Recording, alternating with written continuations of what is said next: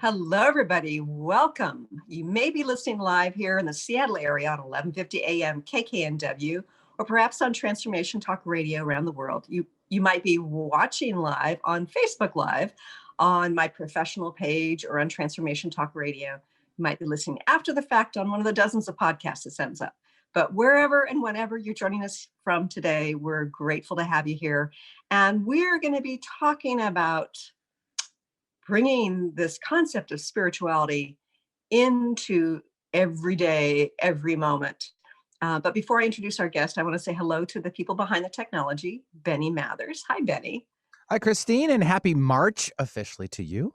Yes, happy March to you as well. It's kind of exciting. We had 1 or 2 days there here in the Seattle area where, first of all, it wasn't raining, and secondly, it felt kind of warm, a little bit warm. I think we've taken that turn. I think we're heading in the right direction for spring, and oh my God, I got summer! I can't wait. I know. We live for our summers here. I know, right? Yeah. And hello, Olivia. Thank you for doing what you're doing over at TTR. Of course. So does your cat and dog, do they get spring fever when it starts to get warm? You know, my dog gets really itchy. Oh, interesting. Reactive to that pollen too. So. Oh, yeah. I got 2 cats with asthma, so I know how that goes. It's, yeah. He's excited about the sunshine, I'm sure. Just like me. And I'm really excited about our guest today. It's interesting because she was a columnist for a particular publication that I had my first article published in. I ended up having several articles published. And she's also local. So when we're talking about the weather, she knows exactly what we're talking about here. And her name is Colleen Foye Bollen. And she believes that everyday life holds a whole lot of magical moments. She's got a book out called Savoring Life's Spiritual Moments: The Alchemy of Transforming Everyday Experiences into Life-Changing Events. And she shares a collection of engaging stories, and then she also has little exercises for us to do as well. She's an artist, and she loves expressing her creativity in a variety of ways. She's an author, obviously, a collage artist, and a storyteller. And the storytelling, I think, is so important. We're going to talk to her about that. She's also a Jinshin Jutsu practitioner. I don't know if I'm pronouncing that right. And owner of a healing arts practice called Flowing Stillness, which I love the name of that. Combining her years of teaching with decades of writing, she conducts workshops about writing, spirituality, and creativity. And she lives locally here in the Pacific Northwest. I'd like to welcome our guest today, Colleen Bollen. Hi, Colleen. Hi, thank you for having me on your show. You know, you had a weekly column in, or was it monthly column in New Spirit Journal, right? Is it weekly or? It was weekly, monthly. Okay. And I think these days where it's online, it's weekly. How long were you a columnist there? I had a column called Everyday Spirituality for 5 years. 5 years, yeah. And it's funny because I started advertising with them right when they came out. Somehow I overheard a conversation in a bookstore about this new publication coming out. And I tend to pay attention to how my body feels to something. It's like, oh, I need to know more about this. And it's run by Krista Gibson and Rhonda Dixon, and it's just a wonderful publication. So first of all, I want you to share with our listeners how you ever started writing and how you got involved in writing and ended up being a columnist. I actually got started in writing because I chose to use cloth diapers for my children instead of throwaway plastic ones. Uh-huh. In the bag of fresh diapers once a month was a little publication that the diaper service put out. Uh-huh. And at the back of this publication one day was a little notice that said some moms got together to share their writings. And I thought it was just moms who sat around, eating tea cakes and talking about what they wanted to do. And I showed up late and unshowered with my 2 kids, and such as the life of motherhood. Yes. Yeah. and they were powerful women. Oh my gosh, they had fax machines and deadlines, and they were clean and organized, and I wanted to hang out with them. So I kept going to their meetings, and they said, Colleen, you can't come if you don't submit something. So so I submitted something to the diaper service newsletter, which had gotten me started, and they accepted it, and I got a free month of diapers. Oh, that's great. And you and I think, used the same diaper service. And I remember that newsletter, and it's the kind of thing where it would relate to motherhood. It would relate to issues with babies. And so when that clean bag of diapers got put on the porch, there was always a goodie in there of something geared towards mothers. Yeah. Mm-hmm. Yeah. So I may have read your article. What was it entitled? Do you remember? It was about my daughter being a picky eater. Oh, okay. Yeah, I had one of those too. So,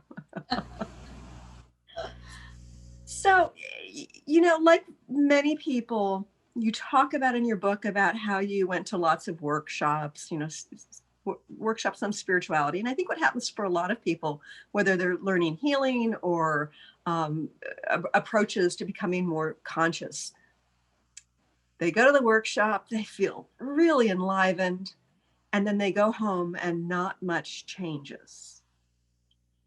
Did you have that same experience? Yes. I mean, it just kept happening. I'd be all excited, and I'd feel like, oh boy, I've got the light in me now. And sometimes I would be driving home from the conference, and I wouldn't even make it home before I'd hit traffic, and I got mad, and it felt like everything I had just learned was erased from my mind. And right. That was partly how I decided to do my book, is just for myself, I wanted to figure out, well, what would happen if I actually use these tools that I'm paying money to learn. Right. Over time, I found ones that worked for me, and that I think work for other people. Oh. It's challenging, I think, because we have a tendency to compartmentalize spirituality.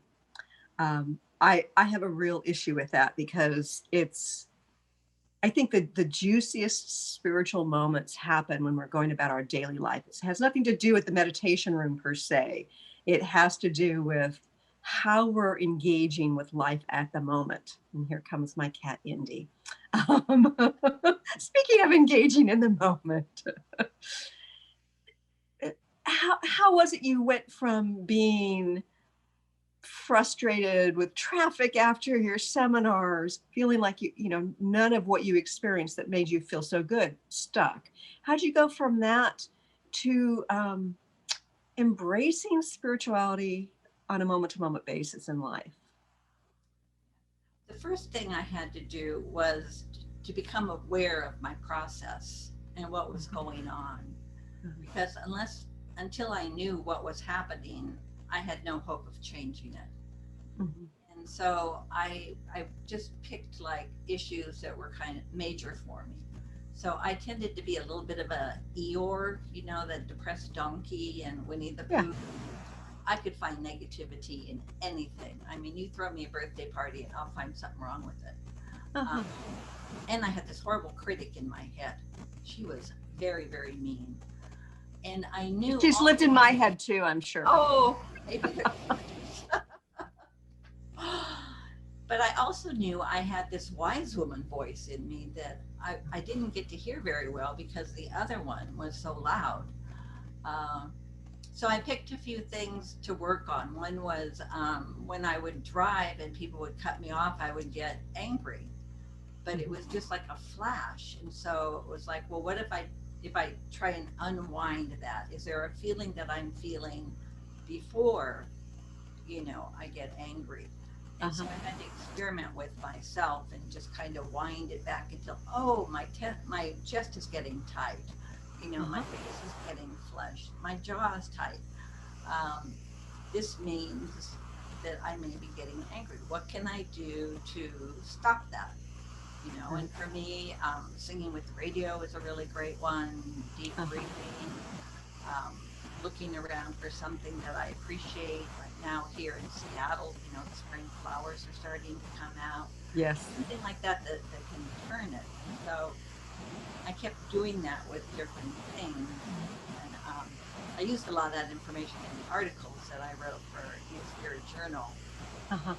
After 5 years, I kind of had a collection, and I thought, well, maybe, at some point this could become a book. Right. But I didn't want it to be about me per se. So the stories, some of the stories about me, some are about other people. But the key part, I think, is the make it your own story at the bottom of each piece that I write. And it has like creative exercises, fun things that people can do just in their daily life. Like putting little moments of silence in. Instead of parking in front of the door of a store, park far away and don't look at your phone, and just have those few minutes of quiet time. Right. Like there's something that I do occasionally when somebody cuts me off in traffic that seems really counterintuitive to keep me in alignment. I will swear. And then I'll laugh at myself. It's kind of like I've listened to the word that came out of my mouth, and then I'll find it amusing. So it's kind of like, it's not the worst behavior in terms of the energy, but it's some of the bad behavior in terms of the action. I don't give anybody the finger or anything, but I might like just say, whatever, idiot.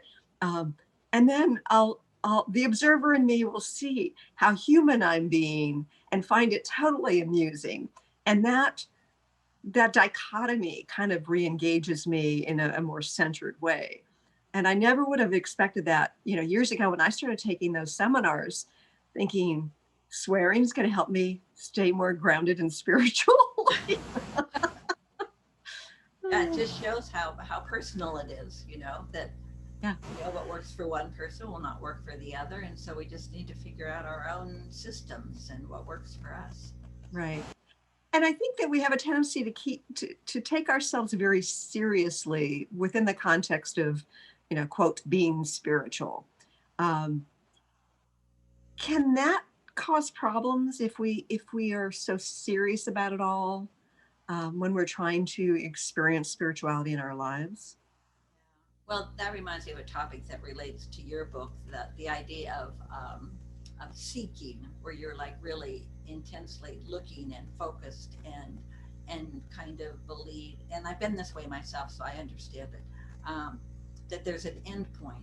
If I do this and this and this, I will get the golden egg. I will get, whether it's enlightenment or whatever, there's a thing that I'll get. And I have found for myself, and I've talked with other readers who agree that there is no there. Yeah. It's a constant journey. Mm-hmm. Or we can fold it into our lives and not have it be a specific day, a specific time, a specific thing. That way, we get to have it all the time, which I think is wonderful. So whether I'm, out on a walk in the rain, or I'm taking my trash out and I'm kind of not really liking that, but I appreciate I have the abundance to have trash. Right. So there are little things that I can do every day that will bring it in, and I don't have to wait for someone to instruct me, and I don't have to wait for a specific day, time, location. Mm-hmm. So, we've been talking about being spiritual, but I want to know, for you, what does it mean to be spiritual? What does it mean to connect with our spiritual nature?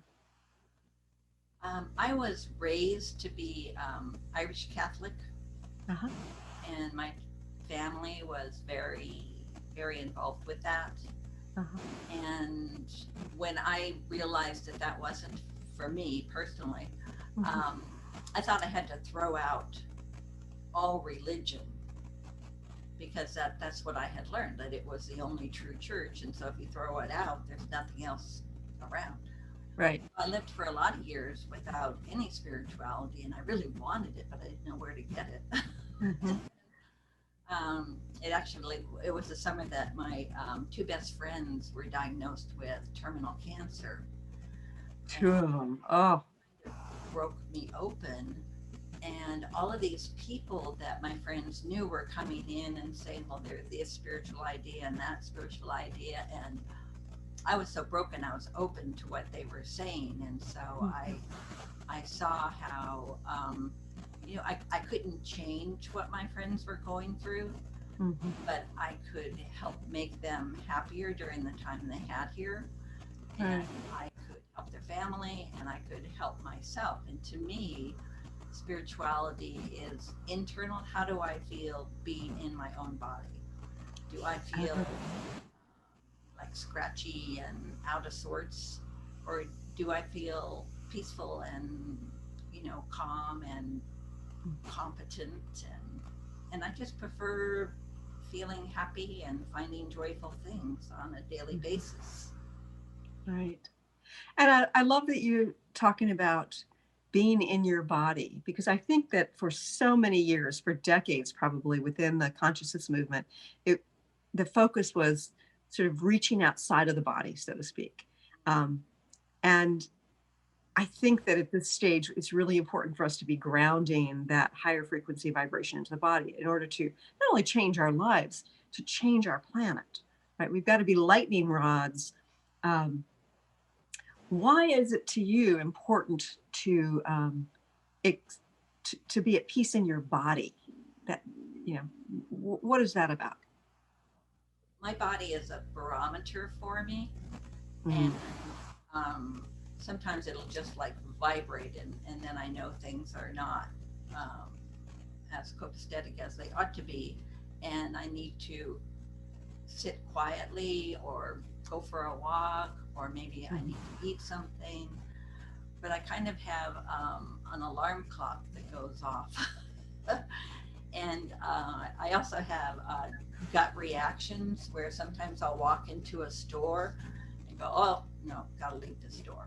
And I don't know why per se I have to leave that store, but it's a physical reaction. I need to be at the store. And so I've learned to pay attention to that. And I know for other people, they have a voice they hear that says, get out of here. Right. Other people experience these things in different ways. And I think that's, again, one of the reasons why mindfulness is important. So you can learn, how do I feel things? How do I understand things? Mm-hmm. Okay, now I know what my mode is. Now what do I do with that? Mm-hmm. And so I think that's, those little quiet times are really important for all of us with our lives. And listen. And I think that over the years, I've developed an understanding of my body's messages relating to like getting out of the store, or that something is in alignment. For me, I feel tightness in my solar plexus if something feels off. If something is really resonating with me, or I'm getting like this concept of this notion that it's true. I get this creepy crawly sensation on the top of my head, my crown chakra. So if I didn't have those tells in my body, I don't know if I'd be able to interpret the information as well. Yeah. And I think, different people, different readers that I've talked with, they do have different ways. Mm-hmm. Some people see colors, some people, take messages from outside. So they might be in that store that you and I don't like, and they hear, the song, "Get on the bus, Gus, making new plans." And, they Right. go, let me listen to that, and maybe I should leave too. Yeah. So I love the story about how you were led to becoming a healer. Can you share with our listeners a little bit about that? Yes. At the time the story took place, I had been doing dream work for maybe 7 or 8 years, and I was planning a trip to Mexico. And I had a dream that a friend had a book I should read before I went. So I knew to follow through. So I called the friend and I said, do you have a book about Mexico? And she said, well, I've got one about Mayans. Is that close enough? I said, tell me the title and I'll find it. So she did. And I read the book and it was very esoteric. I mean, I understood the words the and the words, you know, planet, but what the man was really saying, I did not know. And then I came to a part where it said, Jin Shin Jitsu has 26 safety energy locks. And my body kind of vibrated and went, woo, you know, pay attention to that. So, you know, I had that in my mind and I went to Mexico and I went to Chichen Itza, which is these ancient pyramids. Right. A very hot day, hot. And I just wanted somewhere cool to be. So I found this old building that used to be like a sacred sweat lodge kind of a building. I sat in there with my back against this cool wall and I was just meditating for a few moments and I heard this voice say, we're not kidding, you need to learn Jin Shin Jitsu. I was like, okay, I can do that. So I came home and I looked it up on the internet and it turned out that Jin Shin Jitsu teachers travel around the world. And so there was a teacher coming to Seattle in about 3 months or something like that. And I went to the class. I didn't have a session, a Jin Shin Jitsu session. I didn't talk to anybody. I just totally based it on the dream and the message from when I was meditating. That's funny because when I went into reconnective healing, I was reading a portion of Eric Pearl's book and all of a sudden I got head to toe chills. And it's like, oh, I've got to go learn this. And I hadn't ever had a session either. It was just like this knowingness that it's in alignment with who I am in my path. And it's funny when you have that sense. It's like most people would be trying out sessions first, right? Oh, this is good. Maybe I should learn this, but no. Yeah, that's funny that you and I had that same experience. So you developed a healing center essentially, right? Yeah, I have a healing studio here in Shoreline. Yeah, I've been doing this practice now for 17 years. So tell me a little bit more about that approach to healing. What is it that you do? Is it hands-on? Is it hands-off? Well, right now in the pandemic, it's distance healing. But if a person were to come in for a session, they would lay on their back on a massage table. And I would listen to their pulses and I would listen to what they have to tell me about, you know, why they're there, what kind of issues, projects they might have. And then with Jin Shin Jitsu, there are little segments of each treatment that are called flows. So there might be the lung function flow, or there are 26 points on the body that are called safety energy locks. And sometimes they get locked or blocked. And much like in acupuncture, instead of with needles, we just hold different places until there's a pulsing that's the same between those two spots. And that means that line of energy is open. That makes perfect sense. That makes perfect sense. We need to go to a break, but when we return, I'm going to want to hear some more of your stories and some advice on how we can integrate our connection with our spiritual nature, you know, in our everyday life. Stay tuned for more with the author of Savoring Life's Spiritual Moments, Colleen Foye Bollen.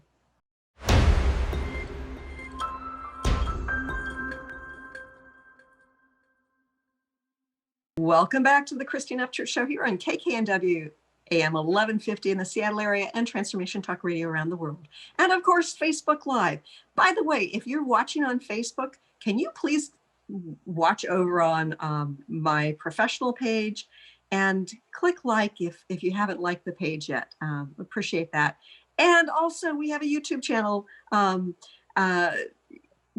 our associate producer, Kyle, is getting these videos up onto YouTube. And so do a search on my name on YouTube, and please like the videos, sign up, subscribe, please. Today I'm talking to Colleen Foye Bollen, who has so many interesting stories in this book called Savoring Life's Spiritual Moments. And, I'm sure that I've read some of these things before when she was writing for New Spirit Journal, because New Spirit Journal is a fabulous publication, and there are always wonderful articles there. So one of the things we were talking about before the break, Colleen, was how to assess if something's spiritual or not. But one of the things that you keep emphasizing is this concept of mindfulness. What does it mean truly to be mindful? For me, it means to stop and listen to what's going on in my mind, and to understand how I am reacting to different things. And I would say a lot of people tend to do more than one thing at a time. So may not be totally focused on one project while they're doing the other project simultaneously. And so to just choose one thing at a time to do, and to pay attention to it. If you're washing the dishes, to feel that water and that soap, and maybe even have a moment of gratitude that we have water coming out of our faucets. I mean, there are people in the U.S. who don't have that right now.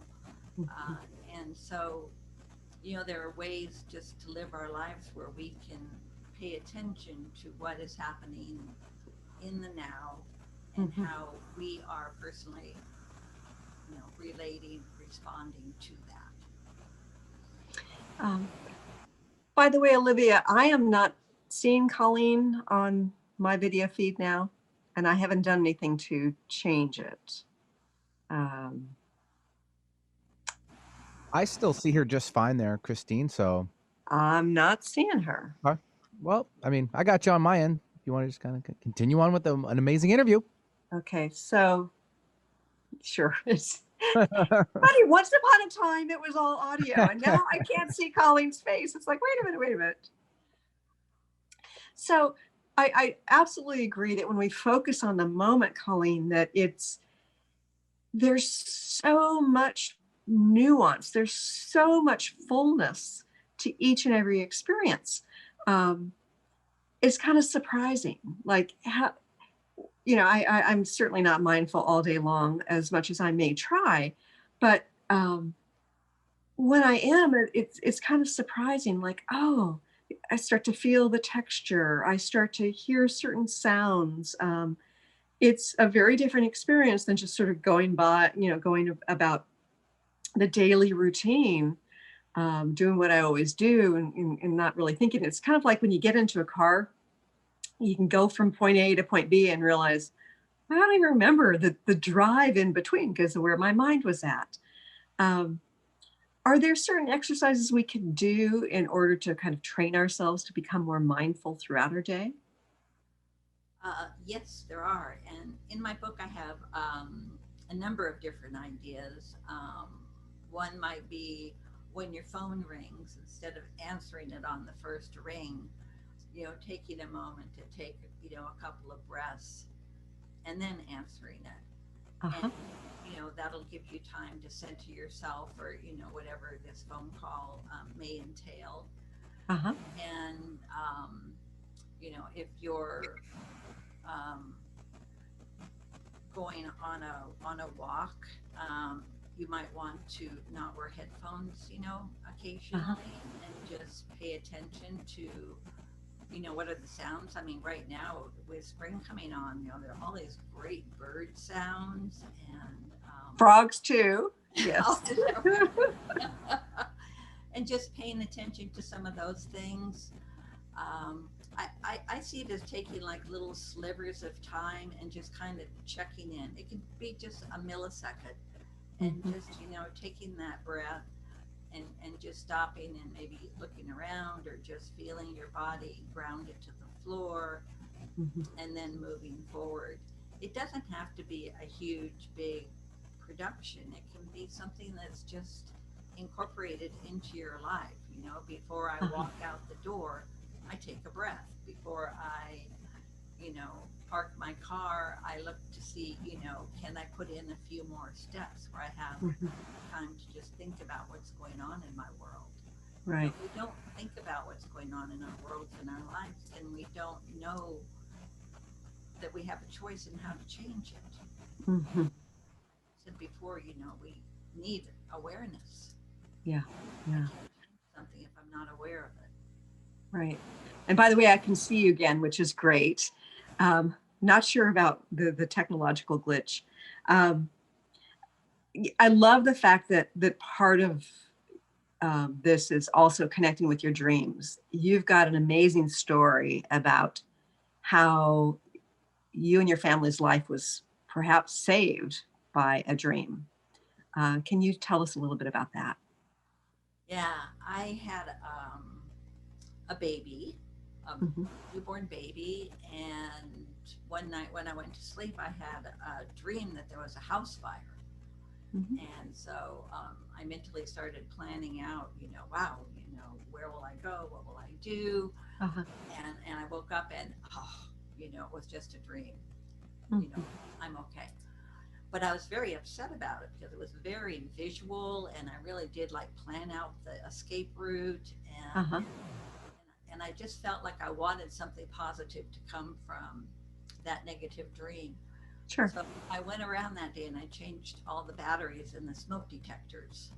And then again the next night, this fire dream was coming up again, and I was really mad, and I opened my eyes and it wasn't a dream. It was a real thing. The room was filled with smoke, and we had to rush through the house to get our baby. And as we ran out the front door, the kitchen exploded, and the kitchen was right next to the baby's bedroom. Yeah, so if you know, that dream really helped me to plan out the escape route, and it also, the batteries being changed, the smoke detector was what alerted us to there being a fire. So in two ways, that the pre-dream of the fire helped us when the next day we actually had it. Yeah, that's amazing, because, you know, oftentimes we'll have dreams about something, and it may just be, you know, the fire in your house could represent something else completely, you know, and yet it was disturbing enough for you to actually make some plans and change the smoke detector batteries.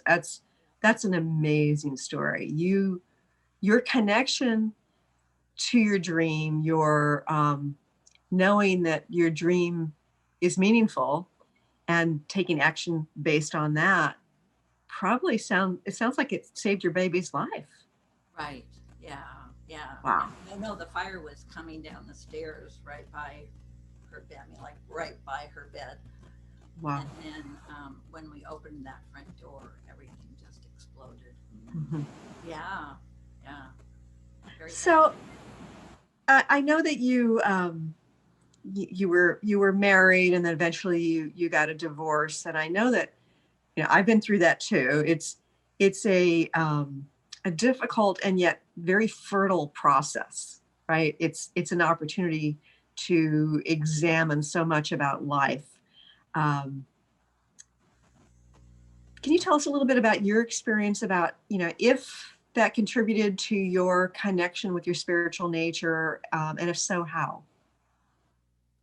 I think I was already pretty connected to my spiritual nature before I got the divorce.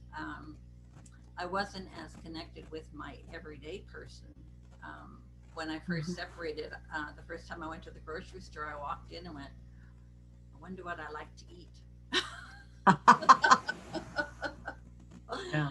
Because it had always been, you know, a joint decision before of, you know, what to buy and what to cook. And So I bought all the things that I loved, and I went home and I had a potluck by myself.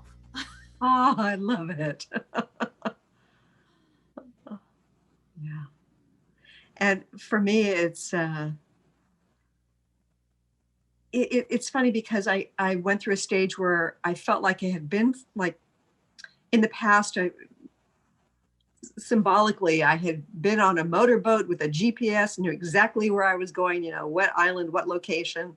And then suddenly, instead, I was out on a raft being tossed about by the waves, not even knowing if I could stay afloat, and then realizing that I needed to just keep my head above, like stay on the raft, and that the universe would take me to the appropriate place. So there was a letting go that was necessary for me to come back into balance through the process of my divorce and post-divorce. And for me, that surrender piece has always been huge. And I've done a lot of resisting, the surrender. So it's, yeah, that was very helpful for me. Those things we resist sometimes are some of the most beneficial things we can experience. Yeah, it's true. Yeah. So do you have other suggestions for our listeners about how to bring our spiritual nature into our moment-to-moment life? Yeah, I mean, there's just a number of ways. One of the it's kind of silly, but it works, is doodling. I love doodling, just, scribbling pictures and stuff while I'm talking to people. Uh-huh. And it helps the information filter through in a different way. Uh-huh. I mean, they've actually done research on doodling. There are presidential doodles in their presidential libraries. Uh-huh. It just, it helps, the unconscious mind and the conscious mind kind of go in different directions so that a deeper kind of thinking can go on and process. Uh-huh. So that's one way. Turning off, different ways of receiving noise, turning off music and TV and everything, and just having moments of quiet time, paying attention to dreams, Mm-hmm. potentially have a dream journal by your bed. And even if it's just the tiniest little thing, like you wake up and you remember the color green, if you write that down, and then, the dream maker knows you're going to pay attention, Mm-hmm. more will come. But when I first started doing dream work, I read a book, and this man in the book only remembered pink from his dream. That's all he could remember. And it changed his whole life. It changed his career. It changed his relationship. It changed every aspect of his life when he was in a dream group and they worked on, what does pink mean to you? And they Wow. did different things. Yeah, it was just very powerful. Yes. So what about music? Does music play a role in connecting us with our spiritual nature? I believe so. Music is very powerful, and there are so many different ways that you can use it. You can use it in movement. You can listen to different kinds of music because, in the West, we have kind of one way that music is played, but for other countries, they have some music that might sound dissonant to us. Uh-huh. But that kind of shakes things up in your mind at different ways. And so that Uh-huh. could be good to experience and to see, does that elicit new thoughts? They even use music for stroke victims and who have lost their ability to talk. And when they are first relearning how to talk, they do it in a very sing-songy way. And then they slowly take the sing-song out, and the person can then speak. So Interesting. yeah, they found it helps with surgeries. That sometimes people take in their own music, Uh-huh.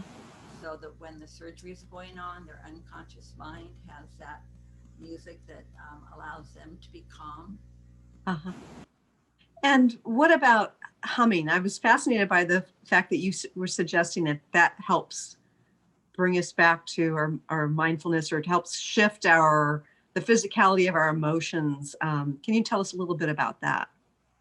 Well, if you thought of our body as the face of a drum, so if you have a drum and you put sand on it and you kind of tap the edge of the drum, the sand is going to dance on that head.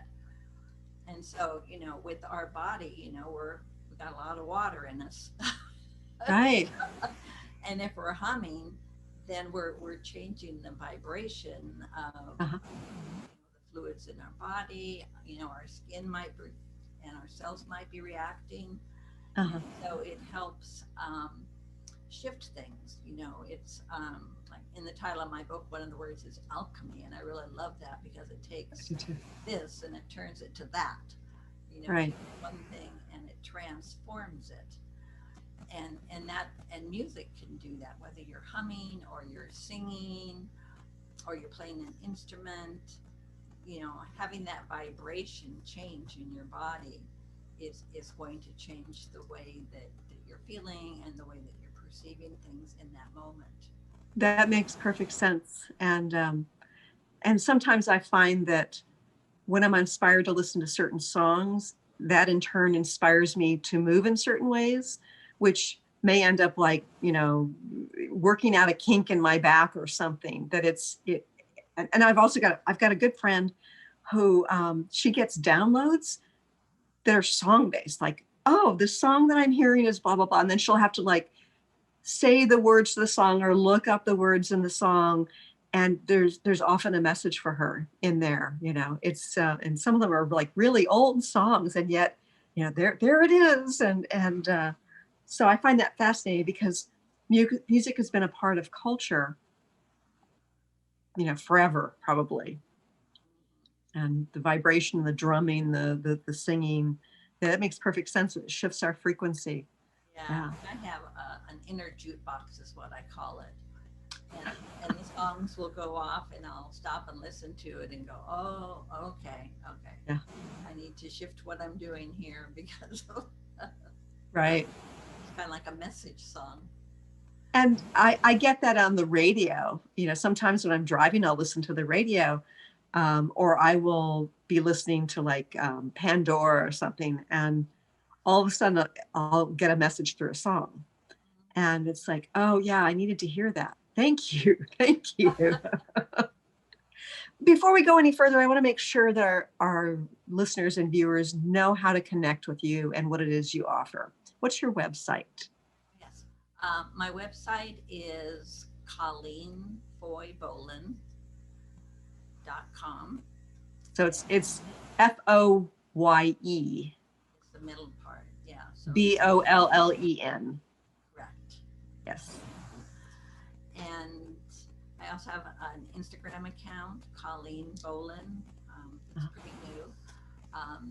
And on my website, I have a blog and I have places where you can contact me. Different readers have been able to send me messages about, what they like about the book. And so that's the best way. Yes. So you're an artist too, right? You do collage? Yes. Mm-hmm. So how do you connect your artistic expression with these lessons that you've been teaching about connecting with our spiritual nature? Well, I see images in my mind of what I want to create, and I don't think they come from me. I think that they come from spirit. Right. And I think the same is true with my writing. I can look at my book and read pieces, and I didn't write them. I just didn't. Yeah. It came through me, and I, used the keyboard to get them, into the computer and into the book. But I don't think they're of me. Yeah. Right. Or at least not the you in the body, but I think we all have a much bigger us, and there may be multiple versions of it in a variety of places and expressing itself, but that the I is much bigger. And of course, that I think is connected to, you know, to this oneness of God or whatever you want to call it. That wise woman voice I was telling you about. Yeah. So do you have any other suggestions for how we can connect with our spiritual nature and how we can discern if something is really in alignment with our spirituality and if it's not?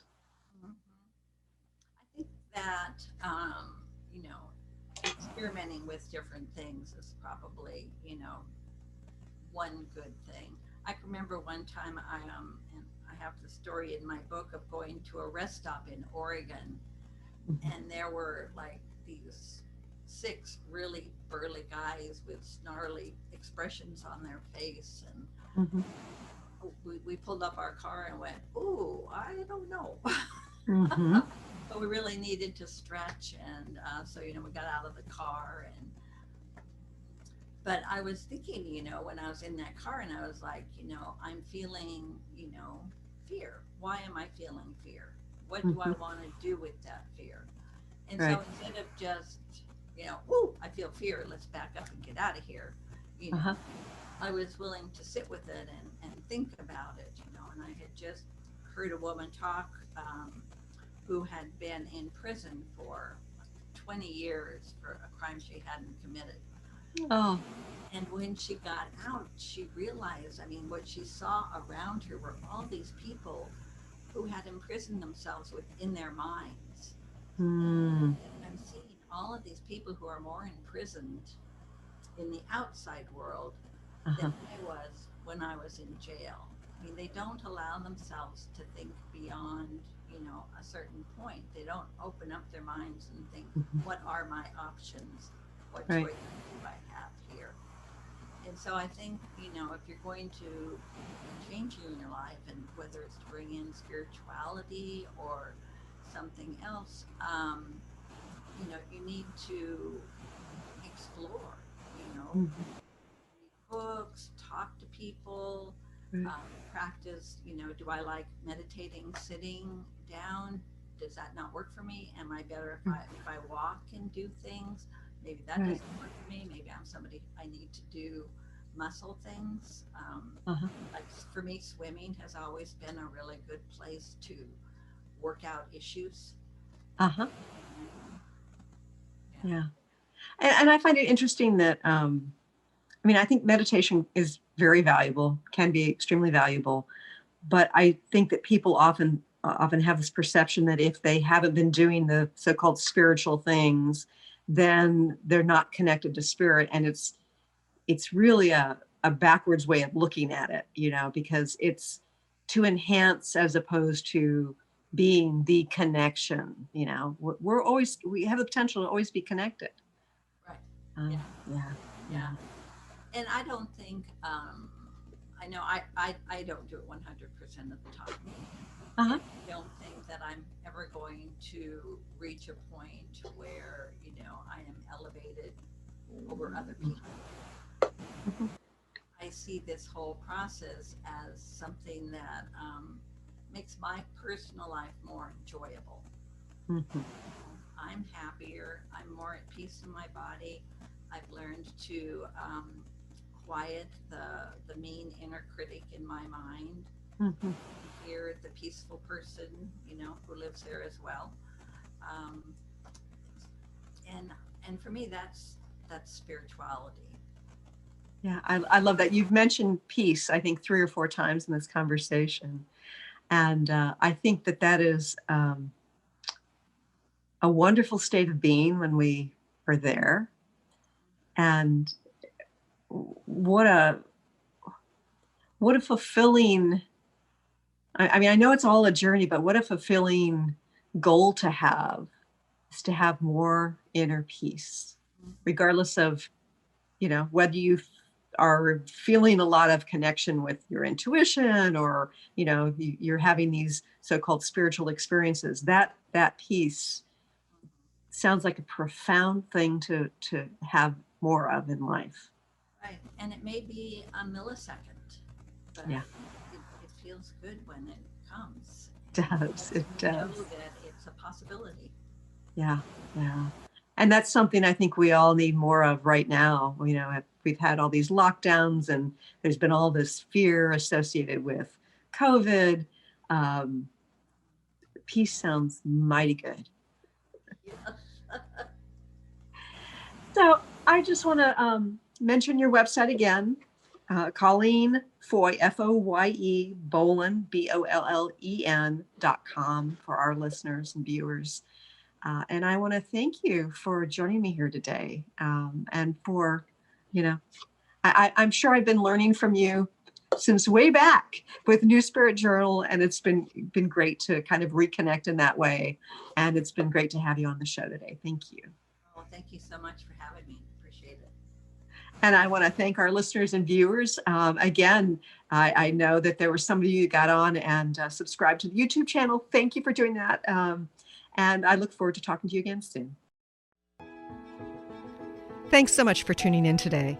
If you'd like to empower yourself to step further into your vibration of change, please visit my website at christineupchurch.com, where you can learn more about my insights, upcoming events, and private sessions.